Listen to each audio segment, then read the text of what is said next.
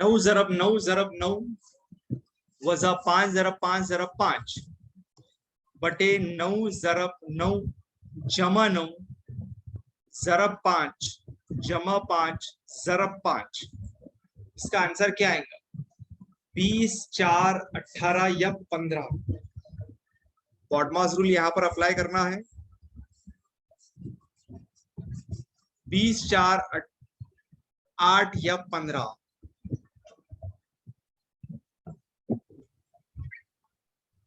देखो सबसे पहले तो 9 9 9 इसमें मल्टीप्लाई करेंगे हो जाएंगे 729। 729 माइनस 125। हाँ सर, ऐसी अब नीचे में ये हो जाएगा 81, 9 9 81, 9 पंजे 45 और 5 पंजे 25। तो ये हो जाता है तुम्हारा 729 में से 125 गए तो ये हो जाएंगे तुम्हारे 629 और 604। 604 अपॉन ये हो रहे हैं 25 और 45 होते हैं 70 और ये हो गए 151। 151 चौक होते हैं 604। तो मतलब इसका जो राइट आंसर है वो है ऑप्शन बी यानी कि 4। तो इस तरीके से बॉडमास रूल का इस्तेमाल करके आपको सवाल हल करने हैं।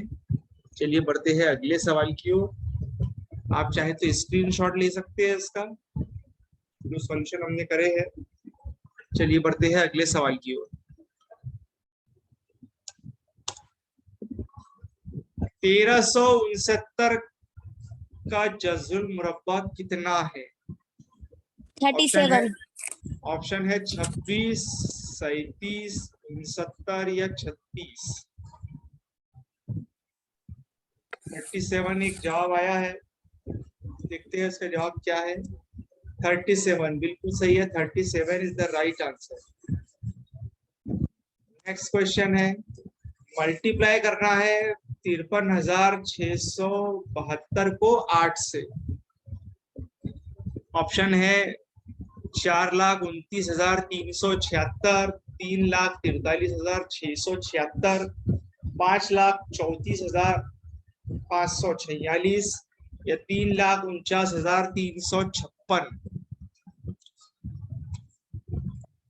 इन चारों भी ऑप्शन में से आपने बताना है कि क्या है। सर तो यहाँ पर ज्यादातर ऑप्शन ए आ रहा है जवाब। चलिए देखते हैं क्या है इसका जवाब। ऑप्शन ए बिल्कुल सही है। 8 दूनी 16 की 6, हाथ का या 1, 8 सती 56 और 1 57। तो 76 यहाँ पर आ गया था।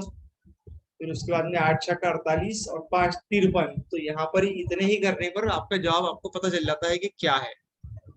ठीक है, ऑप्शन ए यहाँ पर राइट आंसर आया था। चलिए बढ़ते हैं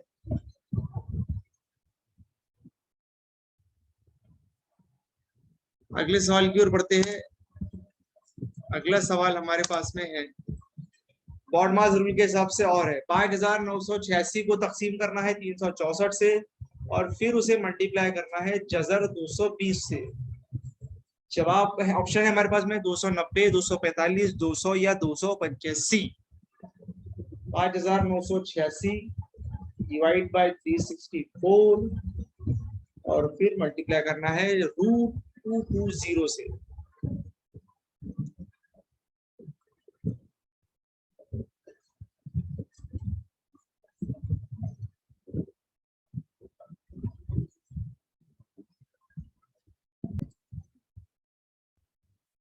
आंसर है इसका 245।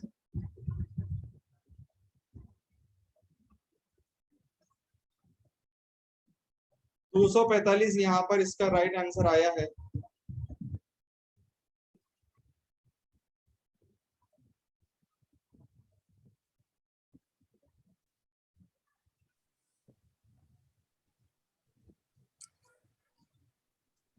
पांच 5,986 को 364 से तकसीम करे, फिर उसका जो जवाब आया उसको √220 से मल्टीप्लाई करे तो 245 राइट आंसर आता है।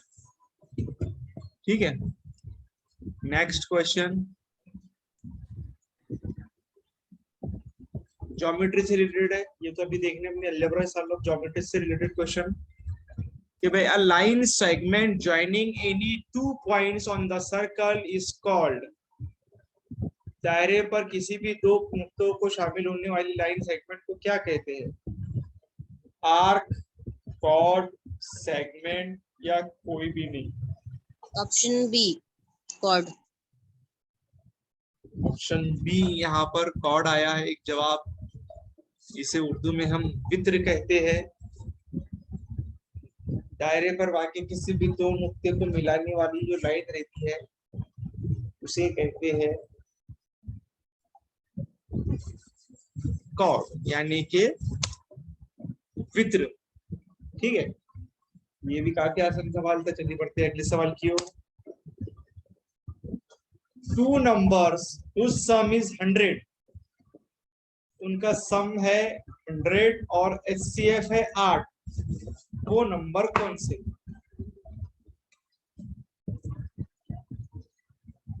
ऐसे दो नंबर हमें बताना है जिनको मिलाए तो 100 बनते हैं और वो 8 के पहाड़े में आते हैं।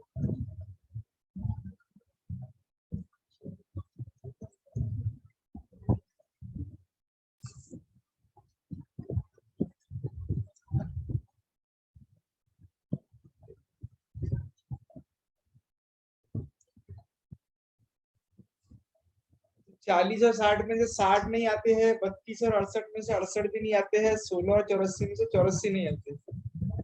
तो इसका मतलब यहाँ इसका जो राइट आंसर है वो है डी, नन ऑफ दीज, यानी इनमें से कोई नहीं। ठीक है, HCF का कंसेप्ट आपको पता है, हाईएस्ट कॉमन फैक्टर, जो ये दो नंबरों के बीच में ऐसा नंबर है जो सबसे ज्यादा उम्र है और के टेबल में आता है अंदर, तो इसको उसका HCF कहते हैं, मुश्तरिक आधे आज़म। अगला सवाल दिया गया है 441 जजर में है और नीचे है 25, उसका आंसर क्या है?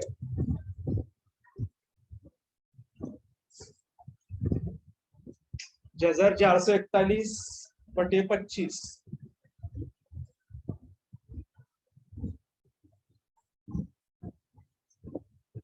Option B.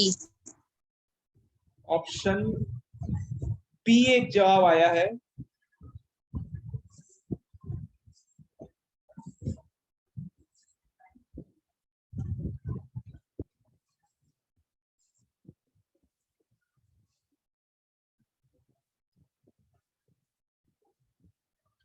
देखिए जजर जजर जजर 441 की कीमत कितनी होती है? 21। 20। तो यहाँ पर हमको क्या करना है? 21 को 21 डिवाइडेड बाय 25। अब इसको बना दो 100, तो ये हो जाएगा 100 और ये हो जाएगा तुम्हारा ऊपर में 84। तो इसको डिवाइड करेंगे तो आंसर आ जाएगा 0.84, यानी कि बी, ऑप्शन बी यहाँ पर इसका राइट आंसर है। ठीक है, चलिए बढ़ते हैं अगले सवाल की ओर। x² plus 729 is equal to 0।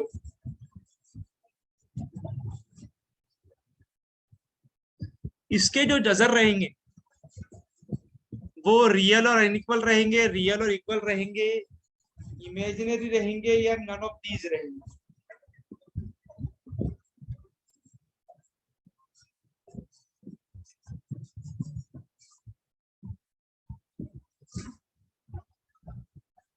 Quadratic equation के रूट जैसे आते हैं तो उसका नेचर मालूम पड़ता है, उससे आपको पता होगा, जैसे में आपने पढ़ा होगा और पढ़ा भी होगा तो भूल गए हो।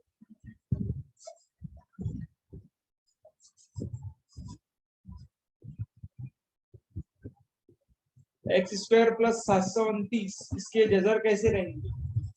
एक फॉर्मूला है, उसके बिना पर हमें मालूम पड़ता है कि भाई जजर कैसे निकालते हैं, या जजर अगर है तो उससे इक्वेशन कैसे बनाते हैं।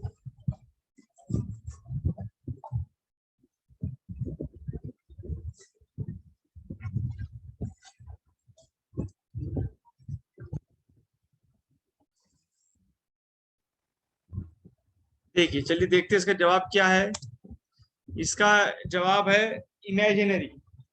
देखिए कभी भी ध्यान में रखना है, डेल्टा जो आता है, डेल्टा की जो कीमत होती है वो अगर 0 के बराबर होती है तो वो रियल और इक्वल होता है, 0 से बड़ी होती है तो रियल और अनइक्वल होता है, और 0 से छोटी होती है तो फिर वो नॉट रियल हो जाता है। तो यहाँ पर जो वैल्यू आ रही है वो आ रही है माइनस, तो वो हो जाता है फिर इमेजिनरी। ठीक है, तो चलिए बढ़ते हैं अगले सवाल की ओर। सबसे बड़ा फ्रैक्शन कौन सा है इसमें, यानी सबसे बड़ी कसर कौन सी है? 2/9 है, 14/16 है, 23/21 है, या 19/17 है?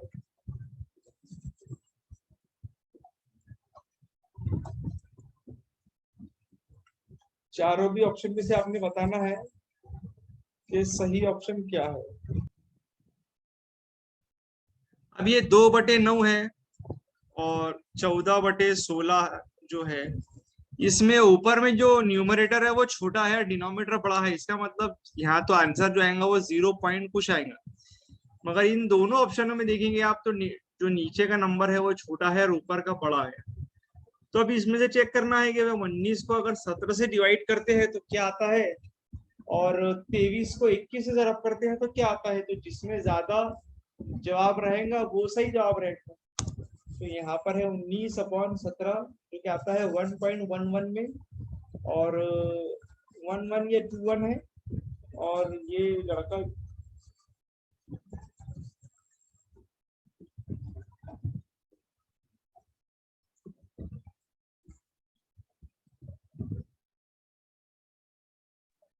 उन्नीस और 17 को डिवाइड करते हैं अगर, तो उसका आंसर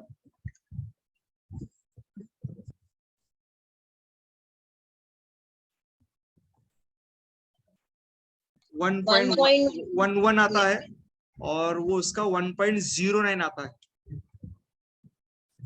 ठीक है, तो इस तरीके से ये एक डी इसका राइट आंसर था, जो कि आयशा ने सही दिया था।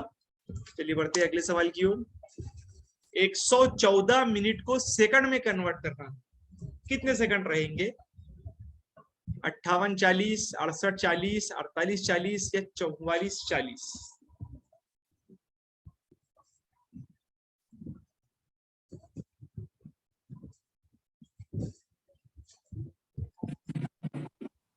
चलिए देखते हैं क्या जवाब है इसका। 6840 बिल्कुल सही जवाब है। यहाँ पर अगर हम 114 को 60 से मल्टीप्लाई करते हैं तो 6840 इसका आंसर आता है। ठीक है, काफी आसान सवाल था ये। चलिए बढ़ते हैं अगले सवाल की ओर। प्लस करना है इसको, जो आपको यहाँ पर नंबर दिख रहे हैं इनको प्लस करना है आपस में, और आंसर बताना है भाई क्या है।